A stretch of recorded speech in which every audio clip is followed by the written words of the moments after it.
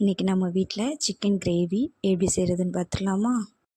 சிக்கனை கழுவி எடுத்து வச்சுக்கிட்டு 1 கப்பு தயிர், இஞ்சி பூண்டு பேஸ்ட்டு, 2 ஸ்பூன் வத்தப்பொடி, 1 ஸ்பூன் மல்லிப்பொடி, 1/2 ஸ்பூன் கறி masala, 1 spoon Kashmir chilli powder, தக்காளியை நல்லா பேஸ்ட் பண்ணி சிக்கன் கூட சேர்த்து நல்லா கைட்டு பிசைஞ்சு ஒரு 1/2 மணி நேரம் ஊற வச்சு எடுத்துக்கிடணும். கடாயில் எண்ணெய் சேர்த்து 2 ஏலக்காய், 2 கிராம்பு, சின்ன பட்டை துண்டு போட்டு அதில் பெரிய வெங்காயத்தை நீளமாக கட் பண்ணி அதையும் ஆட் பண்ணி கருவேப்பிலை போட்டு நல்லா வதக்கி கலர் மாறினதுக்கப்புறம் நம்ம ஊற வச்சுருக்கிற சிக்கனையும் அதில் ஆட் பண்ணி தண்ணி ரொம்ப சேர்க்காமல் அந்த பாத்திரத்தை மட்டும் லைட்டாக அலசி ஊற்றினா போதும். உப்பு தேவையான அளவு போட்டு நல்லா கிளறி விட்டு ஒரு 15 நிமிஷம் மூடி போட்டு நல்லா வேக விடணும். சிக்கன் நல்லா 15 நிமிஷத்துலேயே வெந்துடும். அதுக்கப்புறம் மல்லி இலை போட்டு இறக்கிற வேண்டியதாங்க.